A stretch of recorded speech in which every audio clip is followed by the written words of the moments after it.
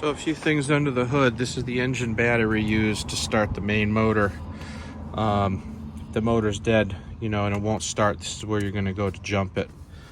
There is an extra fuse out front here. This is a special fuse that goes back to the house system. So normally when your engine's running, it's also going to charge the house battery, and this is the fuse for that charge circuit, if you're ever looking into that. There's an oil fill cap back here with the 520 designation for your oil. This is your washer fluid. Goes in there. In the oil dipstick, it's yellow. It's over here. You'll see it on the driver's side. The rest of the stuff under here is pretty much the same as a van. The fuses are down here for your lights, turn signals and things like that. Coolant, brake fluid, power steering, same as you'd find in a van. There's an air filter in this housing. This opens this lever, and that's where you'd remove this air filter. Headlights are removable if you have to change a headlight bulb. There's a tab here and a tab here, and basically you pull up on these, just pull straight up, and the headlight will pop out forward, and you'll be able to replace the bulbs. Very simple to do on this. It's great. Now I opened the slide outs on this, but I do want to show you. You'll see a circle here. There's another one on the rear slide out, and this is if you had to open or close the slide manually. You can hand crank it. So if the battery's dead or if the motors aren't working properly, there is a way to open and close manually, and that's what that cap is for. If you go into this little storage compartment, you'll see, oh, not this one, sorry, this one, there's a crank, and that crank is for your slide out. So that's if you had to open and close these manually. This one here, we'll go back in here for a second. There is some electrical junction box for the generator in here. Not typical that you have to mess with any of that stuff, but in case you're wondering what it is, that's where the power from the generator comes into the unit. Now your generator, you start and stop this from the outside. From the inside. There's a switch. Out here is mainly just used for service. And I just want to point this out to you. There is a release right here, and there's another one toward the front, and that will remove the front cover of the generator. Again, not typical. You have to remove the cover, but if you wanted to get in to, say, check the oil or something like that, that's when you can get down into that compartment.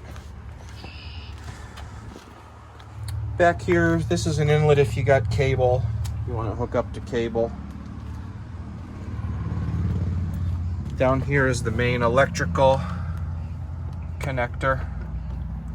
So this has its own cord.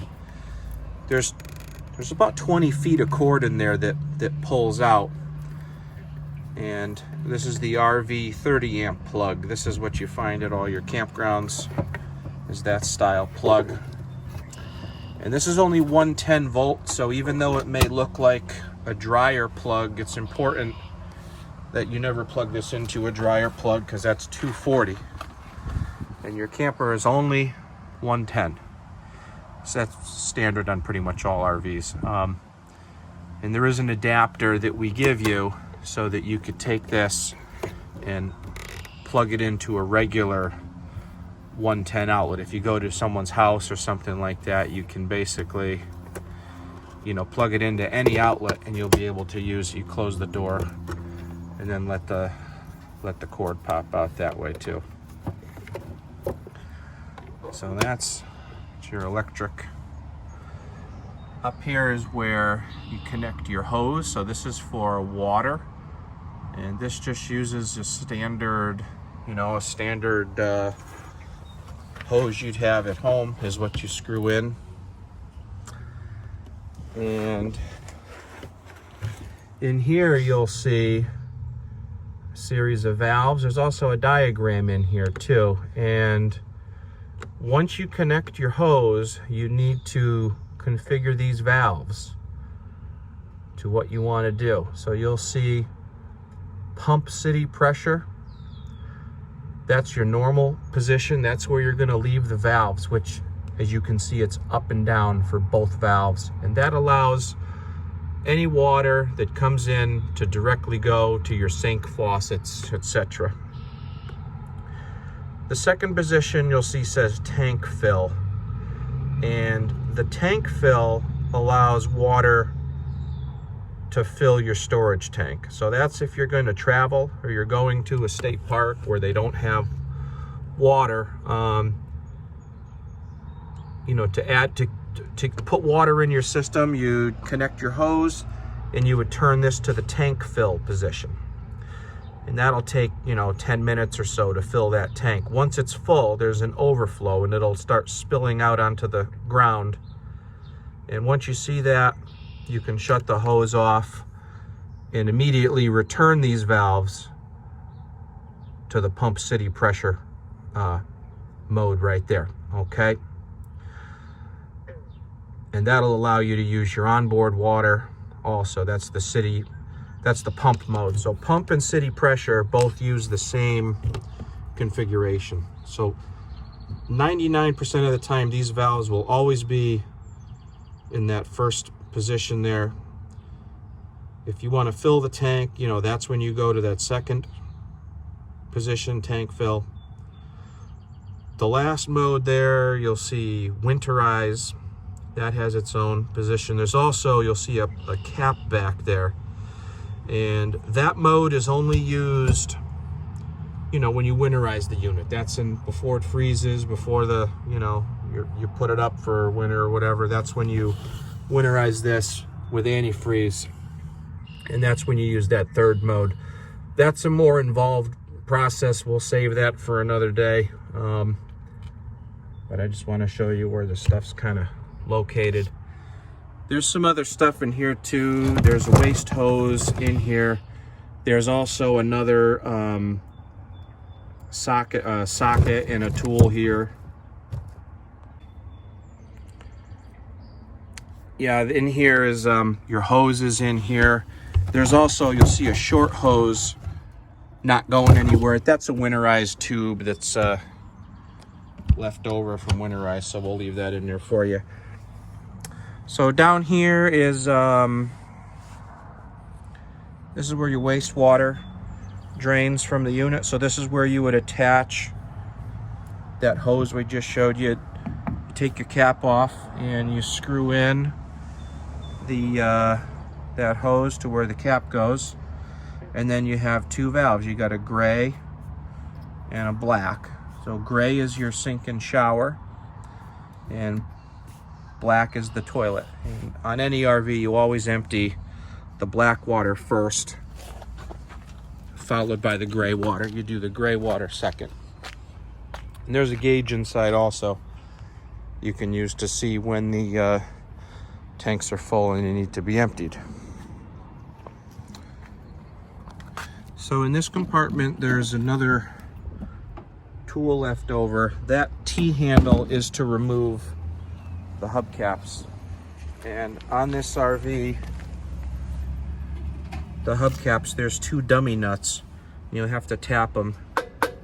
That's hollow, that's solid. So there's two solid ones, one here and another one opposite, and that's to remove the hubcaps. And this is the water heater. Now this you control from the inside. However, I just want to show you what's in here. There is a drain plug that goes in here, and as you can see, I have this drained right now. When you're going to store the RV and it's not going to be used, that's when you want to go into your water heater and drain the tank, because that will retain some water, and it could create an odor if you leave the water in there long term. But other than that, you don't have to go in here. You turn it on and off from the inside. I'll show you when we get inside where to do that. There is a crank here, you'll see. Okay, that's to basically lower down your spare tire, which is underneath the unit. So if you have to access the spare, you go in through there. So remember, on the other side there was a crank in that front compartment by the generator. That crank will run your stabilizer legs. It can also lower your spare tire, and it can also open and close your slide outs. So just remember you have that there. This is the vent for the furnace. You don't open it, you just control it from the inside. This is the vent for the fridge. Same thing, you operate these on the inside of the unit. These are just accessed for service, nothing you have to really worry about. Down here, this is your propane tank. See, there's a gauge here. There's also a main on-off valve, and we know when you're storing the RV, you could, shut that off if you want.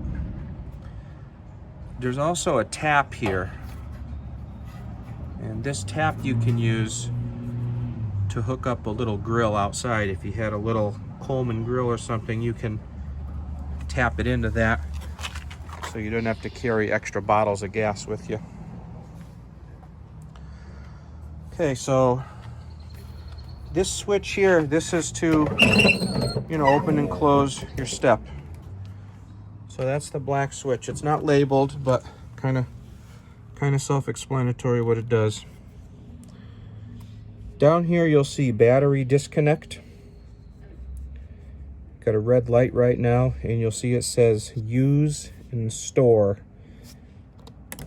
And you'll hear this click when you turn it on and off. What this does, this actually disconnects your house batteries, which are in here. So these are what run everything in the back of the camper here.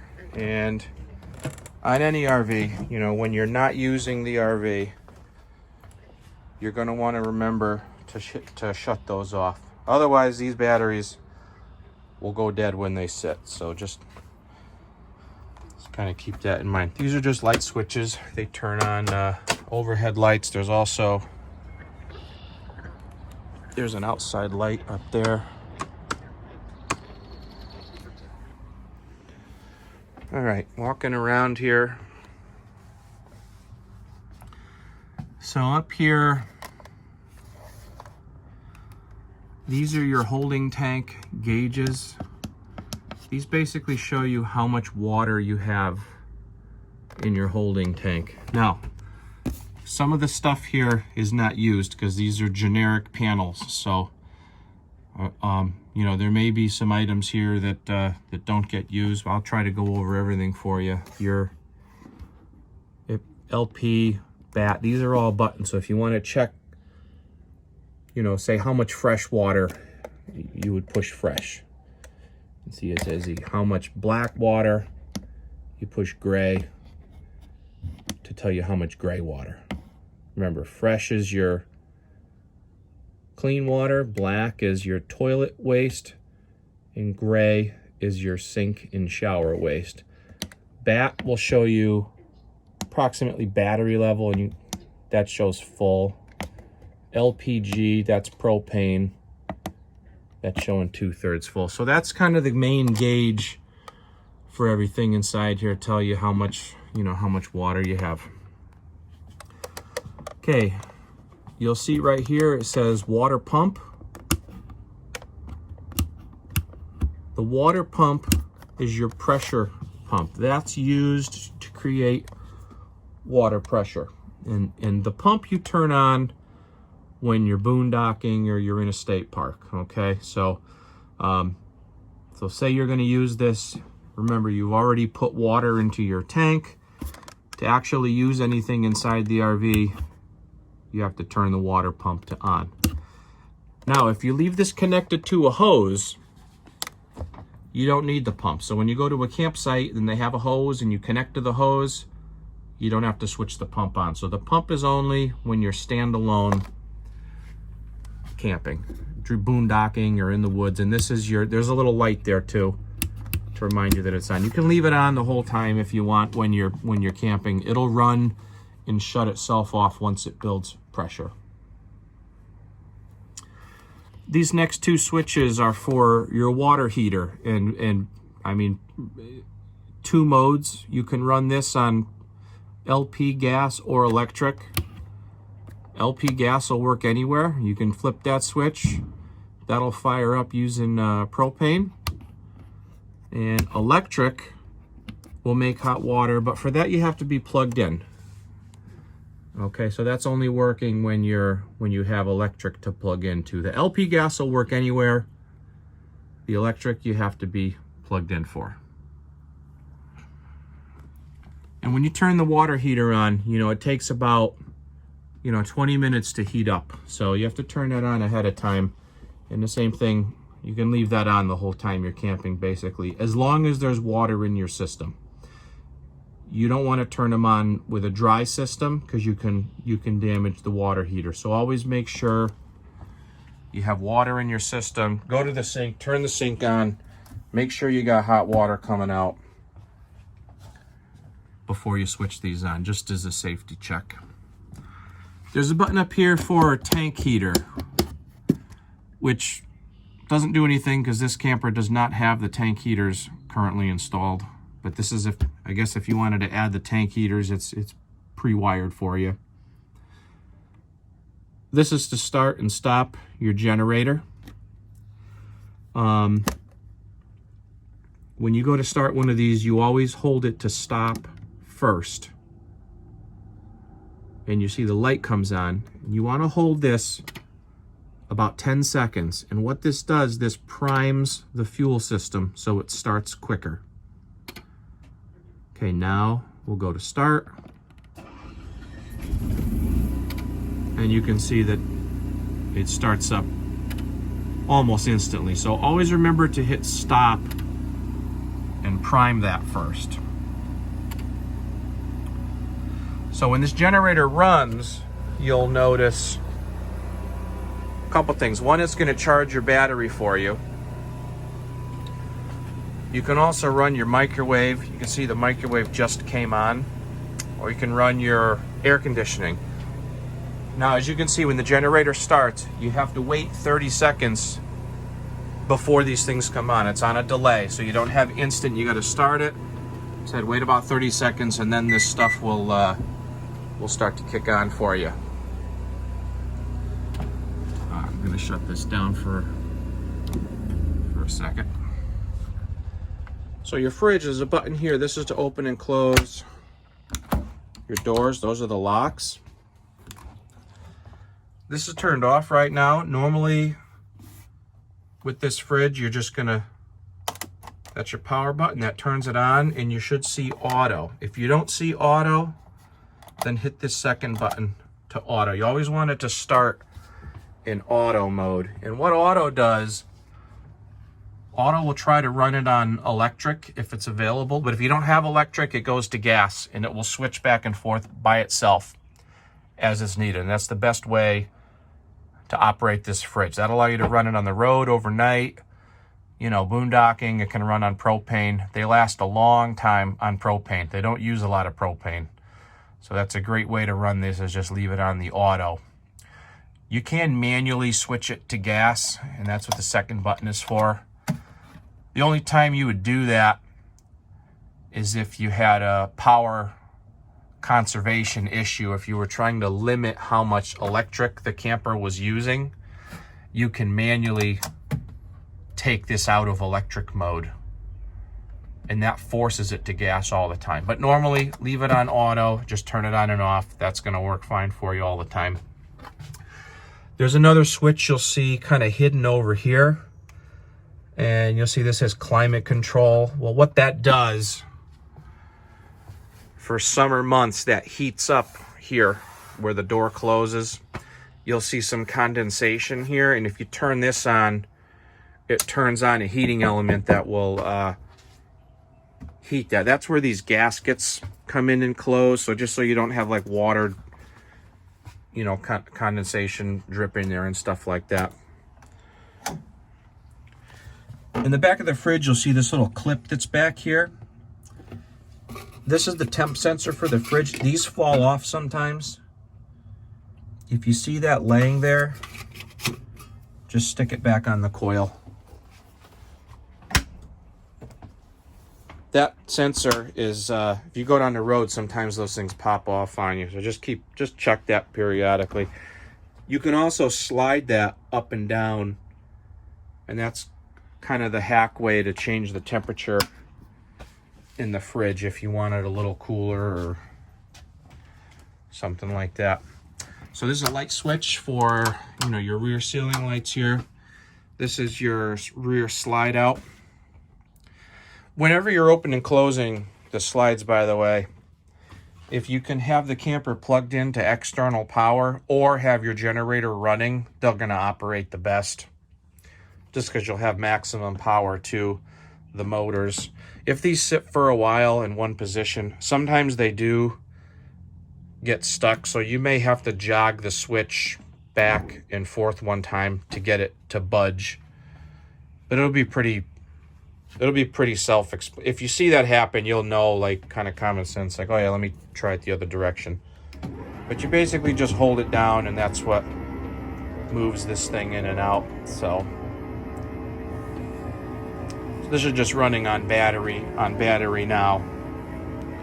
So that's kind of why it's going a little on the slow side, but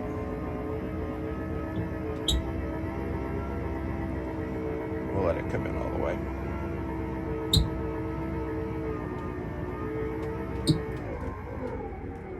Okay, you kind of hear it wind down when it gets to the end there.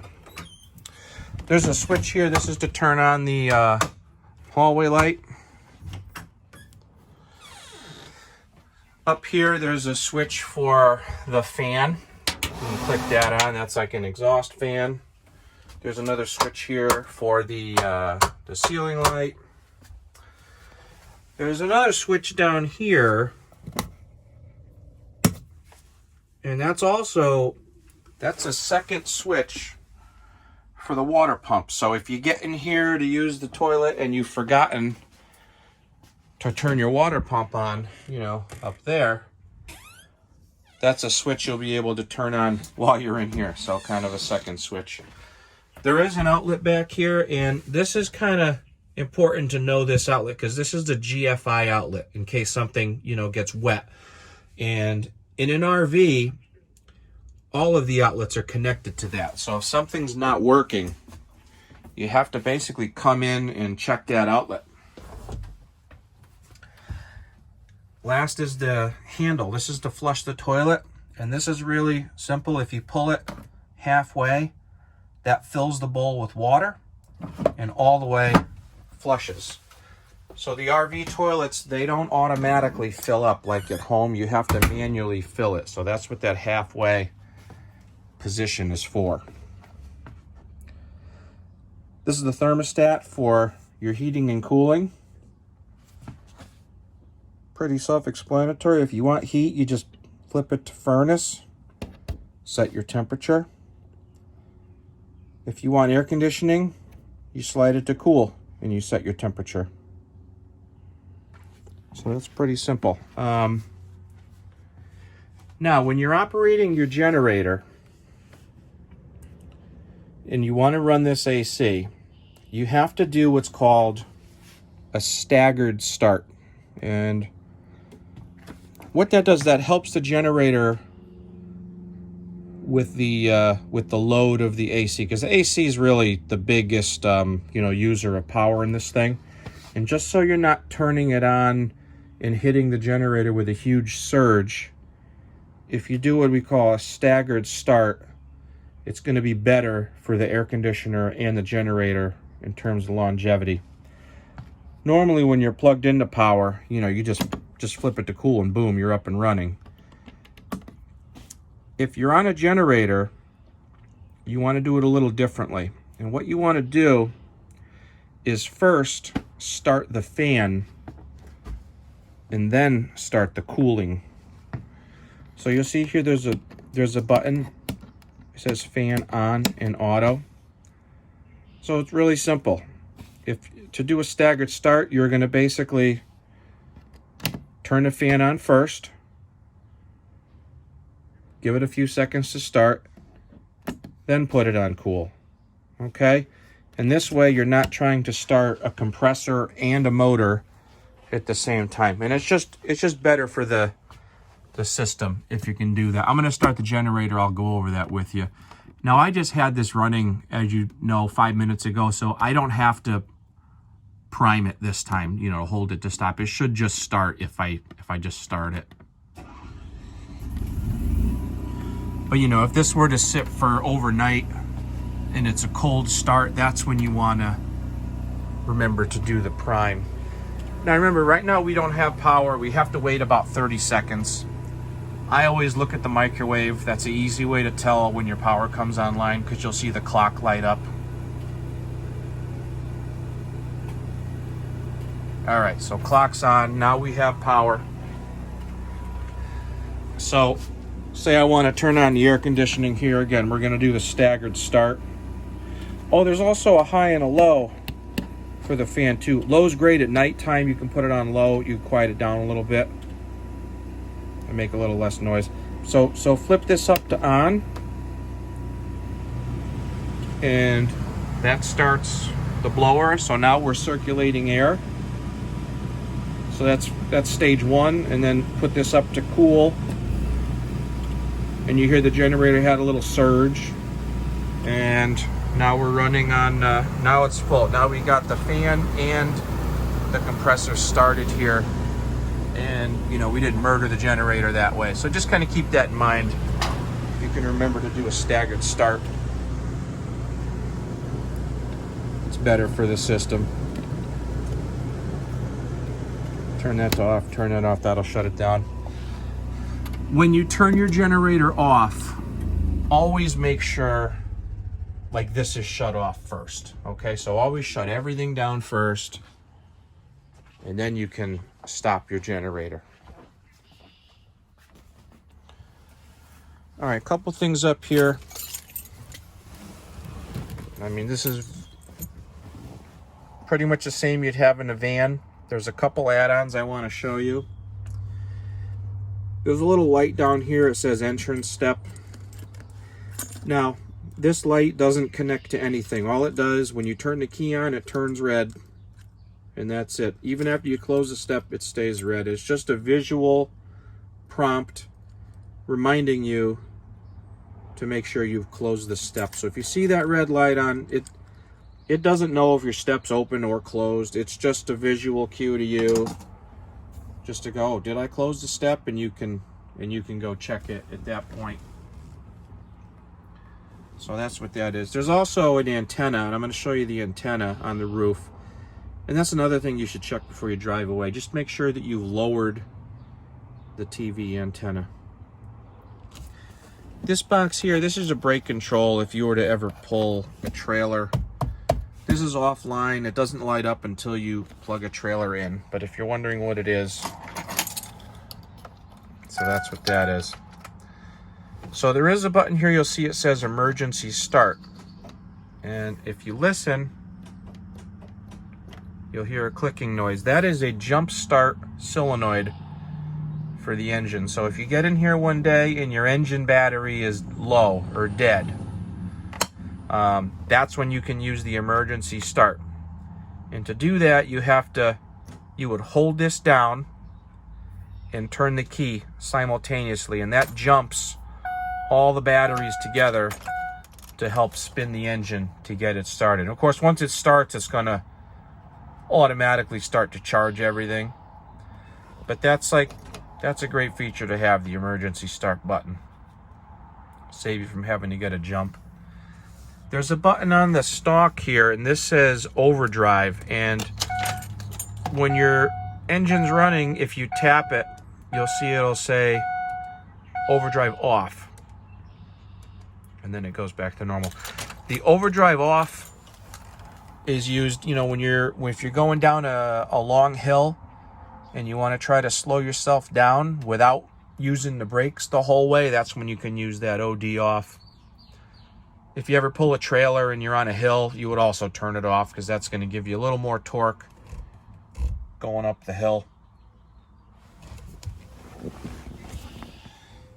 So the cowl here, these are removable. They're a pain to get off. And honestly, I don't think there's really much in there that, you know, an owner would really mess with. It's mainly just to get to the back half of the motor. If you do plugs and injectors, anything like that, they're probably going to pull that. There is a special seal that goes around this, and the seal, there's some tricks when you're putting this thing in to get it sealed up right. So I wouldn't go messing with that too much unless you absolutely had to. All right, we figured this out the other day for the passenger seat. There's a lock over there, and that allows this to fold forward. And up here, there's a little TV installed. If you ever wanted to mess around with that or put a bigger one in, you can use the wiring that's in here already, basically, to support a new TV. Speaking of your TV, this is your antenna right here. And you'll see this crank opens and you can crank this up or down. And that's used to pull in the local signals here. You'll get, you know, ABC, CBS, NBC, Fox, all your local networks come in through this antenna. In Southington, this works really good. They get about 28 to 30 stations, depending on the weather. And there is a port behind this TV. And let me pull this. So you'll see you have an outlet back here. There is also, this is the coax connection. This is where you'd hook up, you know, the wire for that TV.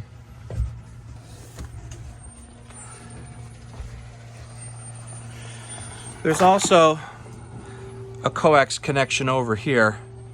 And this is if you want to put another TV in the table or something. You'll see another port.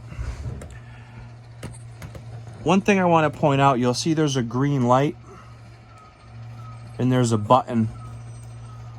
The green light is telling you your antenna is turned on right now, because that's an amplified antenna that's located on the roof, all right? So if you want to use that, make sure you have this switched on. And if you go somewhere with cable, you'll have to switch that off.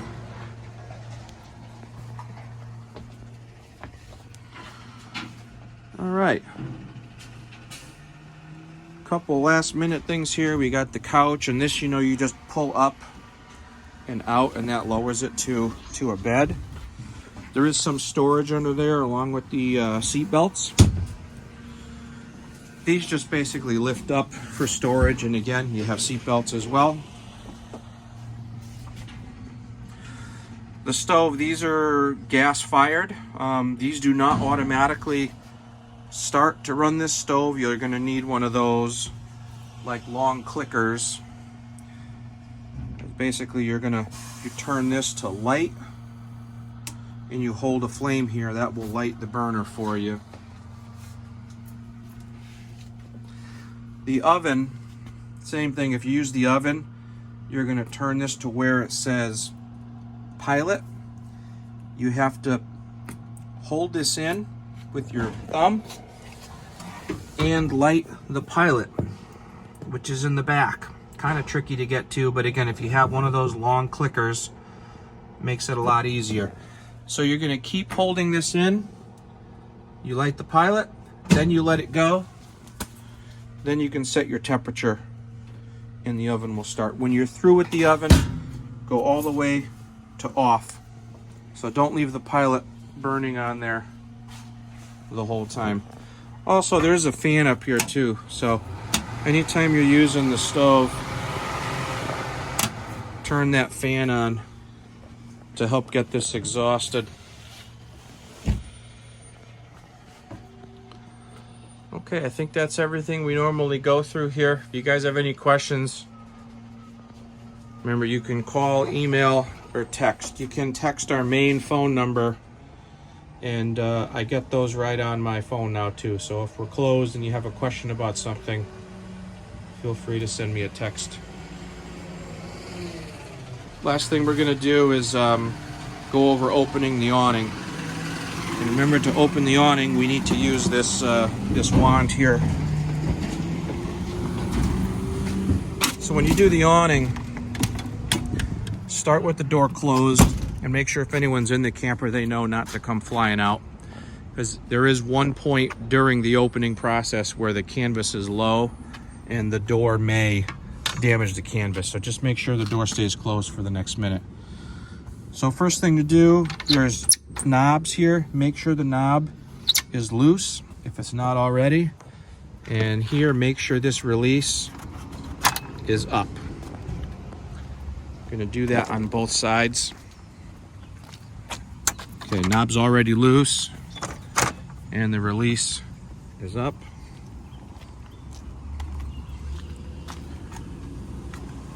Bear with me, I'm doing this with just the one hand here. Up top, you'll see there's a release lever up here, a little manual release. So what you can do is use the round end of this to reach up and pull that down. Okay, so once you pull that lever down, you'll want to find the strap. Should be in the center somewhere. You're gonna hook that and walk backwards, and this should start to unwind on you. Now, sometimes the arm will get stuck, and if you start pulling and it's stuck, come over and put your hand on the arm and kind of give it a jog and get it to loosen up. So we're gonna pull this fully down. Once you get to the end, you'll see the flap. So this is when you want to make sure no one's gonna fly out with the door, because the door, well, it might clear, I don't know, but still better safe than sorry. Grab this arm. This is gonna slide and snap in. When you get to the end, you might have to push it here with your thumb and it clicks.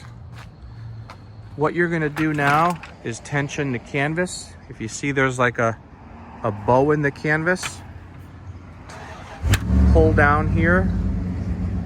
That tightens the canvas. A little tricky with just one hand here, but pull down on the canvas or on the arm and tighten the knob. You pull down on the arm. That tightens the canvas. And then you tighten the knob, and that makes that tight. You do the same thing down this end. You can see the canvas, if there's a little bow in it. Slide this up, click it in, pull down, grab it right here, pull down, tighten the knob. That keeps it taut. And then this is your lift handle here. And you'll see a series of holes in here. So what you do, you lift this up into position. That raises the awning, and you'll see your pin comes through. Always visual check that pin comes through. Sometimes if the pin's only through halfway,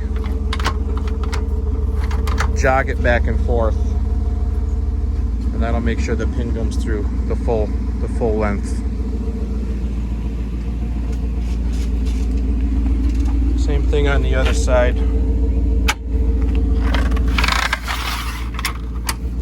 can lift that into position, verify the pin's through, and that puts your awning at operating height. Now, if it's raining, you're gonna lower one side down at least a foot.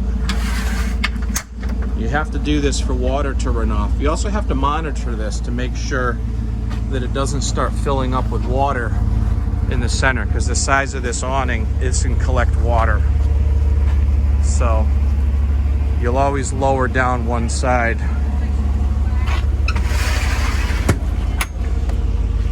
To lower it fully, you just drop this down until it stops. Loosen the knob. Under here, you're just gonna put your hand here, pull this down gently, and that unlocks this. So see, that's locked. To unlock, you pull down and you lower that. Remember to leave the knob loose still. This is detachable. You'll see there's a release here. And this is to take it off the camper. Again, I didn't do it straight with the, but you can make it, you know, you can do it like that too, so you're not walking into this arm.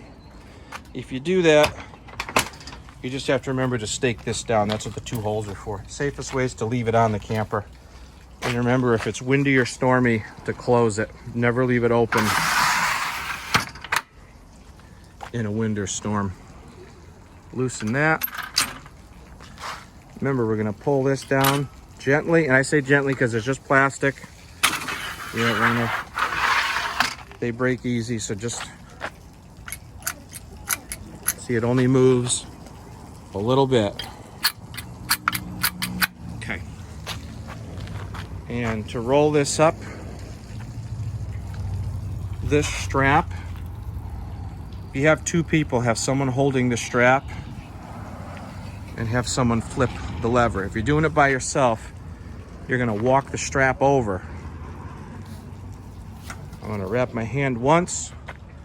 I'm gonna flip the lever. And you'll see there was a sticker here that says roll up, roll down, kind of worn off, but you're basically just gonna flip this lever forward. And now it's gonna wanna roll up. And if you can get the strap back to the center before you roll it all the way, it's doable with two hands. I only have one hand working right now, so you're just gonna go up easy with this. You're gonna wanna use the wand because it's spring loaded. So you just use the wand to roll this up the rest of the way, and don't let it go because it'll take off real fast on you. Okay, once it's rolled up, the last thing to do is to just tighten the knob, and you don't have to crank it tight, just snug. And then you're gonna push this lock down. You'll have to squeeze this together to get the lock in fully. That's your travel lock. You do that on both sides. Tighten the knob and push the lock down.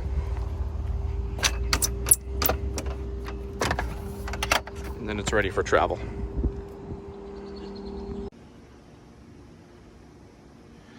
Okay, in the bucket is your starter kit, and I'll go over some of the items in here with you. So this is a wash and wax. This is used on the exterior. This is a non-abrasive cleaner. It's something that's safe to use on the roof, the awning, your car. It's a nice soapy cleaner to use to keep it looking nice. There's also some RV marine toilet paper. Now this paper is special for RVs because when it sits in your holding tank, it will dissolve, and that's to prevent clogging and to prevent fouling the sensor that tells you how much water's in the tank. So make sure you use RV marine paper when you're out camping.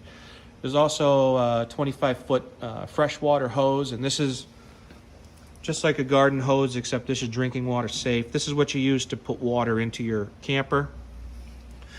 And this is a waste hose, so this is what's used to empty the camper. On the other side, remember where you had the cap, where your black and gray valves are.